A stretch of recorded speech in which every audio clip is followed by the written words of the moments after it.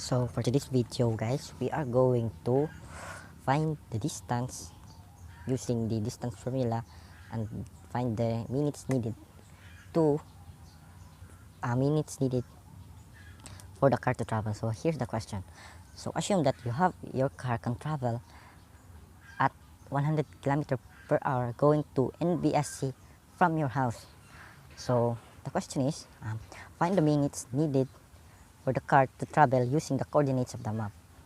And so as I have used the Google map, so the coordinates of my house is, so let's say the x1 is 8.42, 71, 59, and the y1 is 124.86, 32, 47. Then the coordinates of NBSC is the x2 is equal to 8.36, 05, 31, and the y2 is 124.86, 82, 28. So we will first find the distance of the let's say the straight line from my house going to NBSC.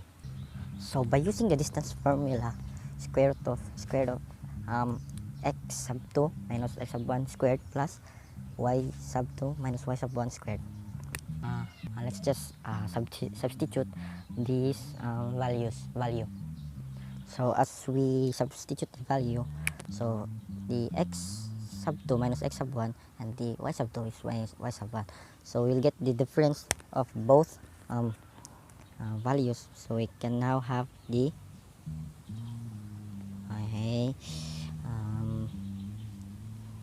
negative 0.06628 squared plus this subtract this value, we can get the 0.004981 squared by using the calculator to make it easier for you to find the difference of both value.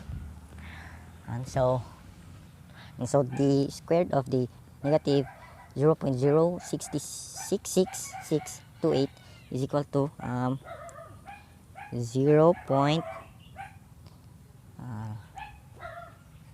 And so the square root of negative 0.000 negative 0.066628 is equal to 0.004439290 plus the square root of the square of 0.004981 is 0.000024810.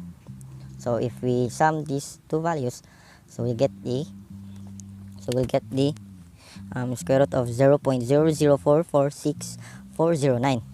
Then take the square root of this value, so we get the 0.0666813845 times the 111.11, or the equivalent of a 1 degree angle of the earth.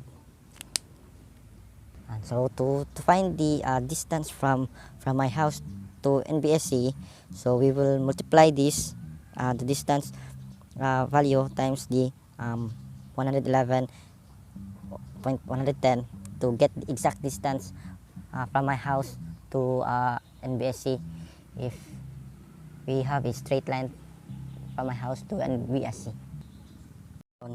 So now that we have our distance, then we have to multiply it to this 111.110 to get the exact distance from my house to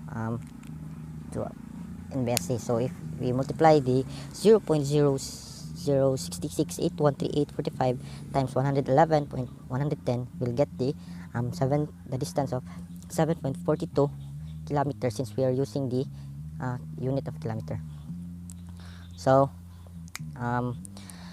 to get the minutes to the car travel from my house to NBSC, we will use this formula. T is equal to distance over speed. So our distance is 7.42 divide the speed, since in the question is the car can travel 100 kilometer per hour, so we divide it 100, so we'll get the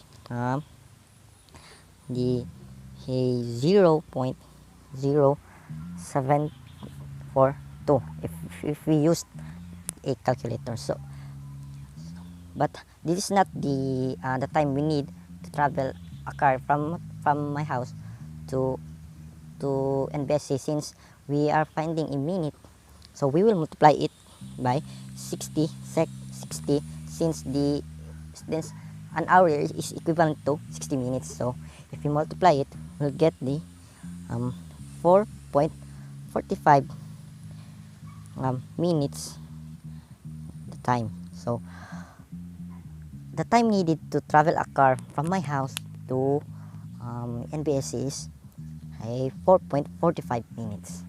So that's all. Thank you.